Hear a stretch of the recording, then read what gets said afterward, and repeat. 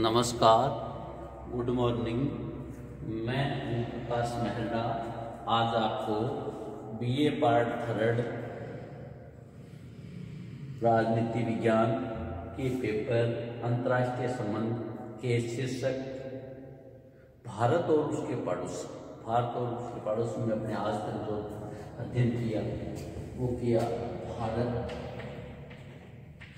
पाक संबंध,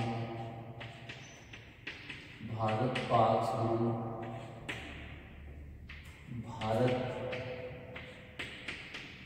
श्रीलंका संबंध, भारत बांग्लादेश संबंध,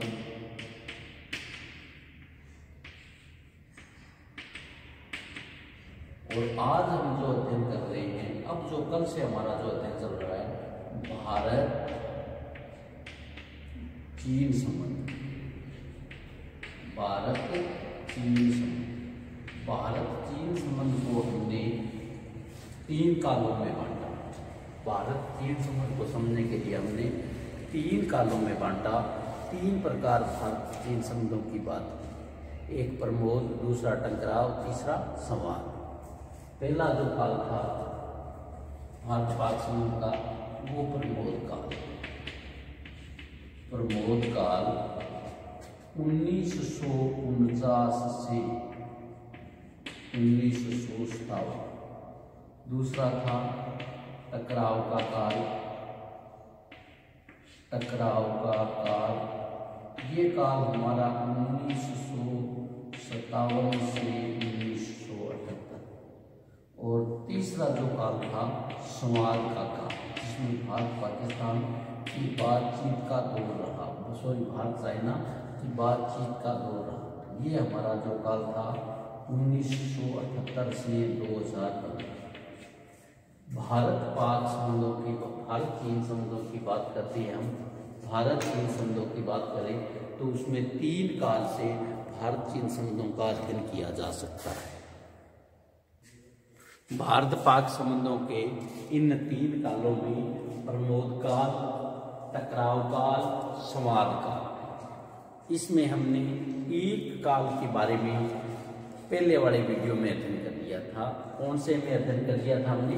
प्रमोद काल के बारे में, जिसमें भारत का झुकाव एक चीन की तरफ, एक पड़ोसी की तरफ था, आदर्शवादी झुकाव था। ये हमने अध्ययन कर लिया। आज जो हमारा चलेगा, वर्तमान में जो हमारा अध्ययन चलेगा, भारत चाइना की टकराव काल 1957 से 1978 तक के काल के बारे में हम अध्ययन करेंगे। हम अध्ययन कर रहे हैं। ये जो काल था 1957 से 1978 का, पंचशील तथा बार्डून सम्मेलन को भारतीय कूटनीति की महान सफलताएं माना गया था। वस्तुतः वे भारतीय जो पूर्वपंथी सिद्धांत की बात की गई, बार्डून सम्मेलन की बात की गई, भारत चाइना के इस काल में हमें ये कूटनीतिक पराजय सिद्ध हुआ। तथ्य तो ये है कि भारत चीन संबंध की नीति जिन धारणाओं पर आधारित थी, वे धारणाएं भ्रांतिपूर्ण थी। वे धारणाएं हमारा एक भ्रम था। भारत चीन के प्राचीन संबंधों की घनिष्ठता को अत्यधिक बढ़ा चढ़ाकर देखा गया। साम्राज्यवाद के विरुद्ध उसके संघर्ष के प्रति सहानुभूति के प्रवाह में बहकर यह भुला दिया कि चीनी लोग प्राचीन काल से भी चीन को विश्व सभ्यता का केंद्र मानते आए और विश्व सभ्यता के केंद्र के परिणाम स्वरूप ये एक विस्तारवादी नीति में विश्वास करते हैं। भारत पर उनके भूतकाल में आक्रमण न करने के कारण उनकी शांति प्रियता नहीं, वरन हिमालय की दुर्गम पहाड़ियां थी। चीन का लंबे समय तक भारत पर युद्ध न करने का कारण यह था कि वो उसकी शांति प्रियता नहीं थी, बल्कि हिमालय की दुर्गम पहाड़ियां थी, दुर्गम पर्वतमालाएं थी। परंतु 20वीं सदी में एक और विज्ञान ने प्रगति करके इस दुर्गम पर्वतमालाओं के रास्ते को आसान कर दिया, तो दूसरी ओर तिब्बत को चाइना को देना भारत की एक भूल थी और इन दो भूलों ने, विज्ञान ने और तिब्बत को चाइना से देने के लिए चाइना का भारत पर हमला करना आसान हो गया। इसके अतिरिक्त भारतीय विदेश नीति के निर्माता यह भूल गए थे कि द्वितीय विश्व युद्ध के पश्चात एशिया और अफ्रीका में जन जागरण की परिस्थितियों में भारत और चाइना के मध्य एशिया और अफ्रीका विशेषकर दक्षिणी पूर्वी एशिया के नेतृत्व का संघर्ष होना का प्रभावित था, सार्क का संघर्ष होना प्रभावित था। चाइना अपने आप को दक्षिणी पूर्वी एशिया का शक्तिशाली राष्ट्र साबित करना चाहता था। तो हम बात करते हैं इसी टॉपिक में तिब्बत समस्या की। हम बात करते हैं इसी टॉपिक में तिब्बत समस्या।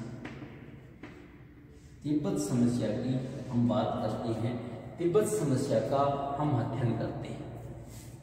तिब्बत भारत का पड़ोसी राज्य है, उसके उत्तर में चीन शिक्यांग स्थित है।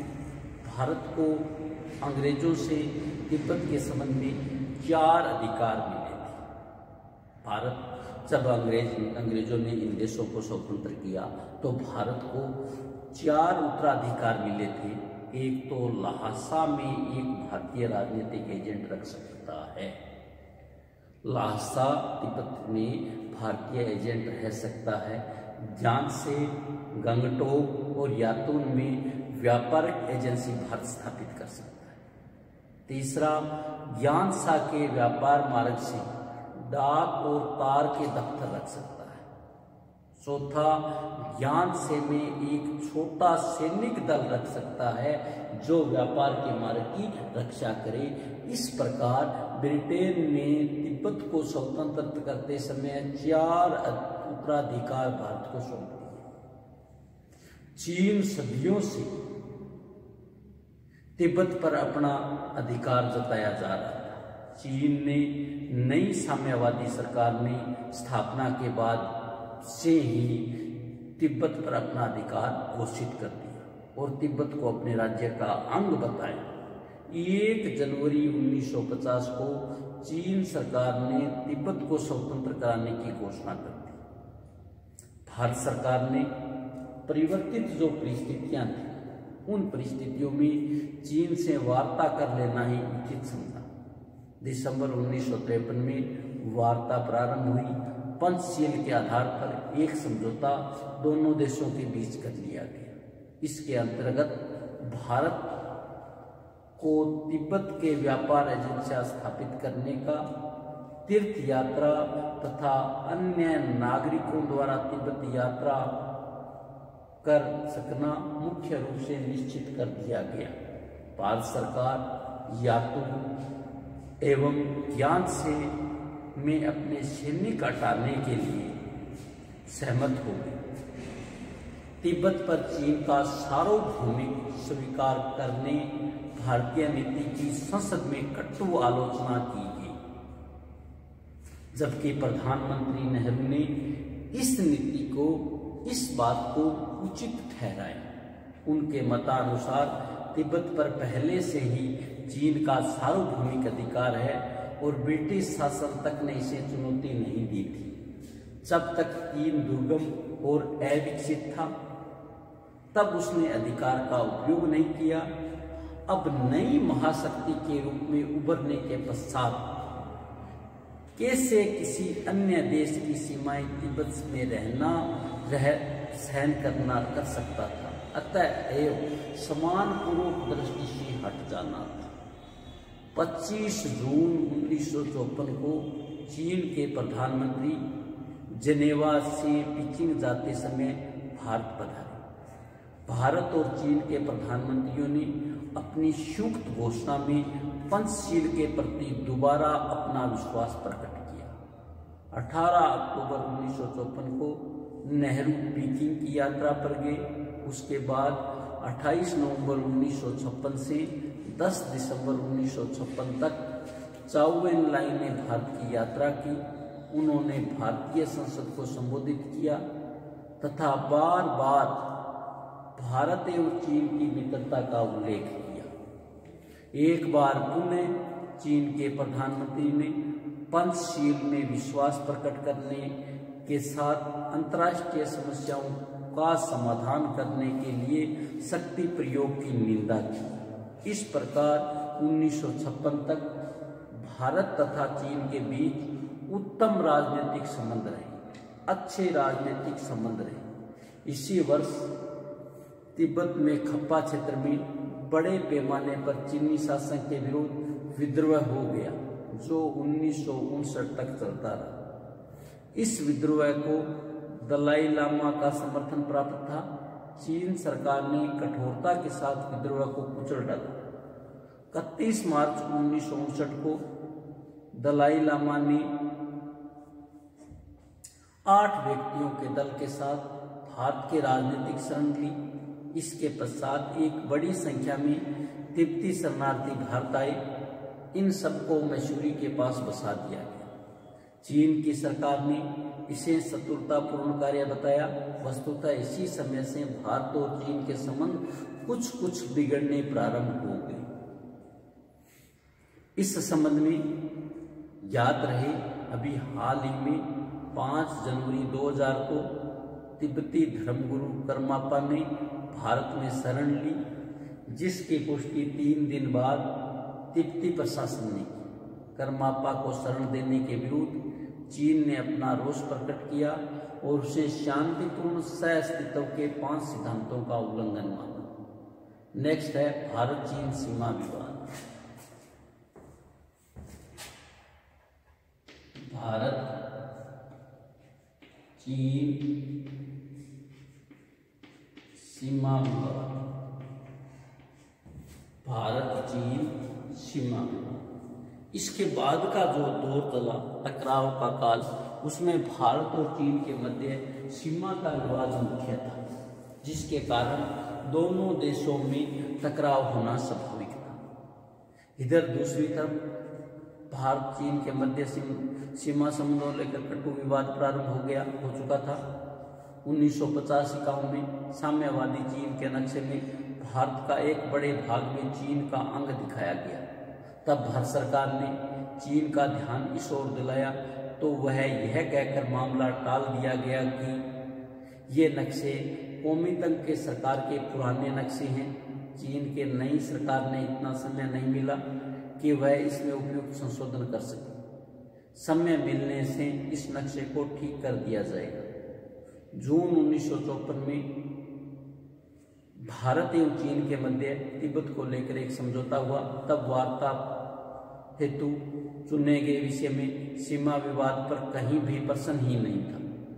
भारत ने यह समझा कि समस्या विवाद हल हो चुके, परंतु शीघ्र ही 17 जुलाई 1954 को चीन ने एक पत्र द्वारा भारत पर आरोप लगाया कि भारतीय सेना ने बुज्जे नामक चीनी स्थान पर अवैध अधिकार कर लिया। बुज्जे भारत के बड़ा होती के नाम से प्रसिद्ध था। चीन के विरोध पत्र का उत्तर देते हुए भारत सरकार ने लिख दिया, यह स्थान भारत प्रदेश में है, यहाँ भारतीय सीमा सुरक्षा सेना की चौकी है। 1954 से ही चीन की सीमा में विभिन्न भारतीय प्रदेशों में अपनी सैनिक दस्ते टुकड़ियां भेजनी प्रारंभ कर दी। 23 जनवरी 1959 के पत्र में चीनी सरकार ने लिखा, भारत और चीन के मध्य कभी भी सीमाओं का निर्धारण नहीं हुआ। तथाकथित सीमाएं चीन के विरुद्ध किए गए साम्राज्यवादी षड्यंत्र का परिणाम। इस प्रकार से भारत और चीन के बीच सीमा विवाद रहा। नेक्स्ट है भारत पर चीन का आक्रमण।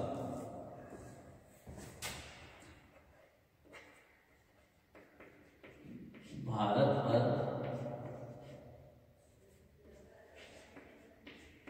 चीन का आक्रमण।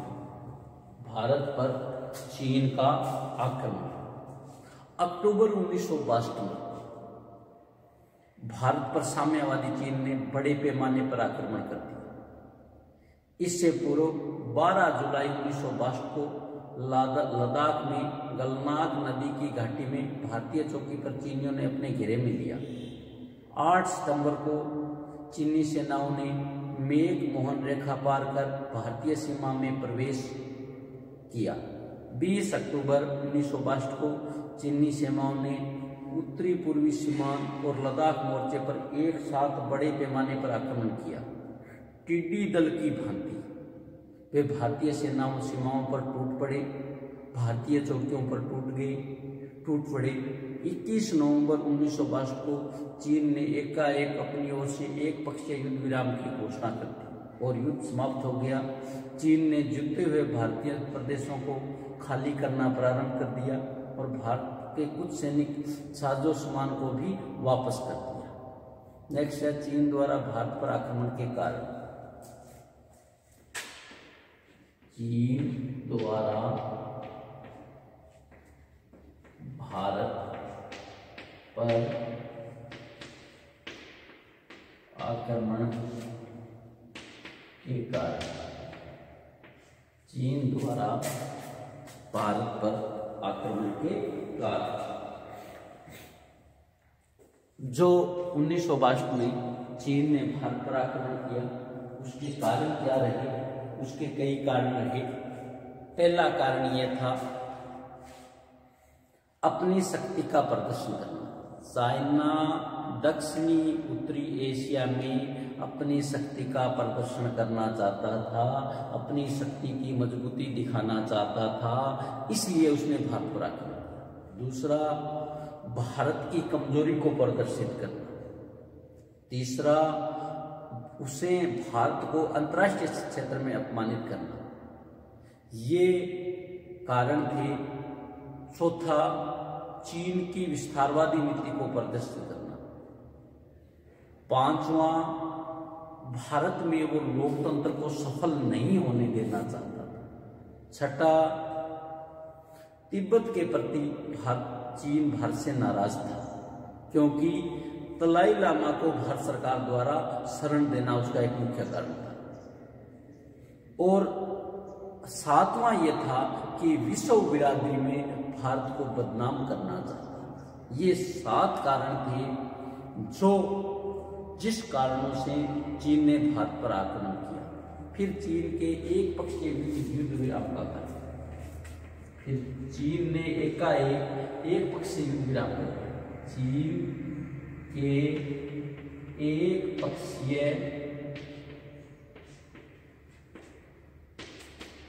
युद्ध के कारण चीन ने एक पक्ष से बिना किसी सहमति के युद्ध विराम कर दिया। उसके क्या कारण थे? चीन ने एक पक्षीय युद्ध की घोषणा करने में सब कुछ स्तंभ कर दिया। युद्ध बंद कर देने के कारण के संबंध में बड़ा मतभेद है। फिर भी मोटे रूप में जो कारण है वो 6 कारण है। चीन अंतर्राष्ट्रीय स्तर में अपनी सद्भावना प्रकट करवाना चाहता था कि चाइना ने युद्ध प्रेमी नहीं है, बल्कि उसे बाध्य होकर लड़ाई करनी पड़ी, इसलिए उसने एक पक्षीय कर दिया। दूसरा, चीन अपने उद्देश्यों की प्राप्ति में सफलता मिल गई थी। सैनिक दृष्टि से चीन ने भारत को हराकर भारत की प्रतिष्ठा को धूल में मिला दिया था और भारत की निर्बलता जग जाहिर हो गई। तीसरा, सर्दी बढ़ जाने से सैनिकों में सामान पहुंचाने से लंबे मार्ग में पार करना कठिन होता जा रहा था, जिसमें चीन अधिक समय तक युद्ध जारी नहीं रख सकता था। चौथा, भारत को अमेरिका और ब्रिटेन ने भारी मात्रा में सैनिक सहायता प्राप्त हो गई। पांचवा, सोवियत संघ ने चीन के इस आक्रमण को उचित नहीं समझा था। छठा, चीन इस तथ्य से परिचित था कि भारत पर प्रभुत्व जमाना आसान नहीं है। वह केवल अपनी शक्ति प्रदर्शन करने में एशिया में नेतृत्व का दायरा परिणित करना चाहता था। नेक्स्ट है भारत की पराजय के कारण। भारत की पराजय के कारण। भारत का इस युद्ध में हारने के क्या कारण? इस युद्ध में हारने के 2 कारण थे। एक तो भौगोलिक स्थिति चीन के पक्ष में थी। चीन ऊपर वाले पार्ट में था। चीनी तिब्बती ऊंचे पठार और चोटियों पर आक्रमण करते थे, जबकि भारतीय निचली घाटियों में हिमालय की ऊंची चोटी पर चढ़कर उसके मोर्चे की रक्षा करना कठिन था। दूसरा, चीनी इस युद्ध की तैयारी पहले से कर रखी थी, भारत के पास ऐसी कोई तैयारी नहीं थी। नेक्स्ट है कोलंबो प्रस्ताव।